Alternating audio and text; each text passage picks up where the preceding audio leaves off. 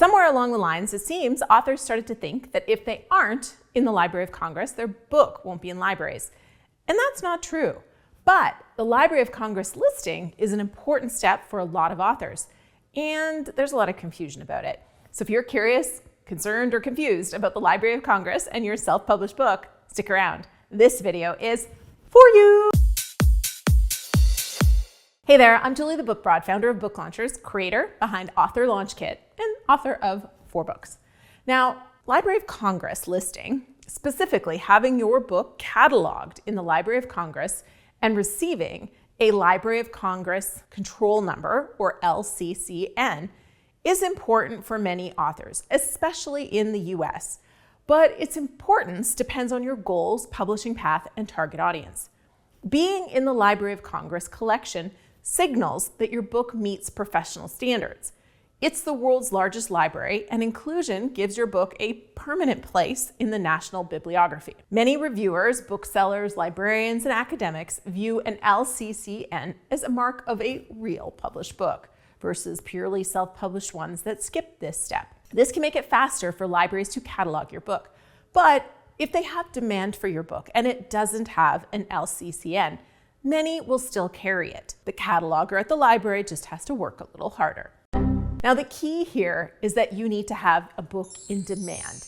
If it's selling and people are asking for it, the library will go to the effort to carry it most of the time. But if you're counting on the library to be the thing that gets your book going, well, an LCCN and a CIP block will be very useful to you.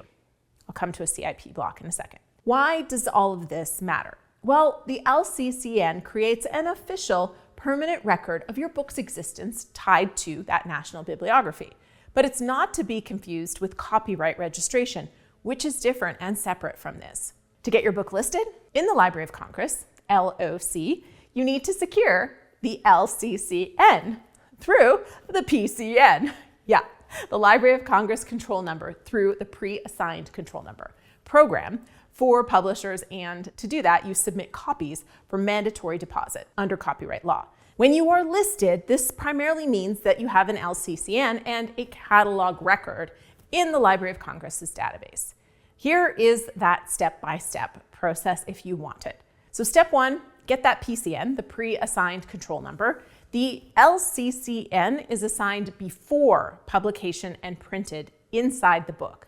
It's only for US publishers, individuals or companies who are regularly publishing in the US. Self-publishers qualify if they publish multiple titles or plan to, and books must be published and distributed in the US and have a US place of publication. Now, the question that came up in this was, does publishing with IngramSpark cover this because they print in the US? And they have print locations, but that doesn't meet the qualification of US place of publication. IngramSpark offers print-on-demand facilities in the US, like in Tennessee, which satisfies the distributed in the US part. Your book will be printed, stored, and shipped domestically when ordered through the US channels, making it widely available to libraries and bookstores via Ingram's network. That is a plus for eligibility and practical for iLibrary sales. However, that criteria does not meet the place of publication, which is specific to your address or your publishing imprint's address, not the printer. As a self-publisher using IngramSpark, you are the publisher. So you have to have a US address, home or business address on the copyright page. So to do this, you have to list your US city as the publication place, published by, your imprint name, your city, comma, state. IngramSpark does not act as your publisher. They're a printer or distributor. I know this gets a little confusing for people, but if you're outside the US, you do need a US-based address to qualify. Some authors use a US PO box or virtual office, but the library requires a US phone number as well. Okay, so there's a few other steps. You apply at the loc.gov/publish/PCN. I'll put the link below. You create an account in the PCN system, which is free. Fill out the application, so you're gonna need your title, your name, hope you know that, your ISBN, your format, which is print, audiobook, ebook, publication date, proof of US publication, so your imprint page with the US address, and then you have to submit all of this at least 3 months before publication. Yeah, you can start to see why some self-published authors don't do this. You have to wait for this one, but the Library of Congress emails you the LCCN. Then you're going to put that LCCN in your book, usually on the copyright page. That's your Library of Congress control number. Ebooks are eligible only if they are also available in print and publicly distributed. Okay, so once all that's done, publish the book with the LCCN on the copyright page, send at least 2 high-quality copies for deposit, and those copies have to be submitted within 3 months of publication. All right, you'll get instructions on what to include, but just so you know in advance, you want to include a cover letter that basically says that you're submitting these copies to comply with Section 407 of the U.S. Copyright Act for Library of Congress deposit, and then include your LCCN. This step is required by law, even without the PCN, but having the PCN ensures cataloging. Whew. All right. Remember that CIP I mentioned at the beginning and I said I'd get to it? That is cataloging in publication, and it's optional. Self-publishers usually can't get it, but you can pay somebody to create a CIP. Generally speaking, you don't need it, but it helps with cataloging.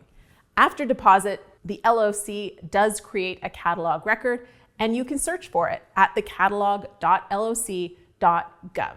Now, it takes time. Don't submit it and then check a week later. It's going to take 3 to 6 months. All right, so in summary, there's a lot of myths that some people believe, including I need to register with the Library of Congress to get into libraries or to register copyright. No, the deposit is separate, and so is the Library of Congress registration. And some people think self-published books can't get the LCCN, and that's also false. You can via the PCN that we just talked about. Ebooks alone qualify, and the answer is no, they don't.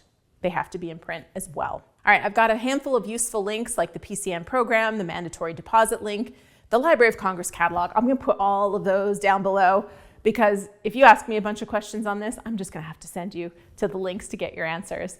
Whew. If you've skipped this step, you're not out of luck with libraries and bookstores. It's a step that helps your process and makes you look a little more professional. Taking it might be worth it for you, but it is not something you have to do.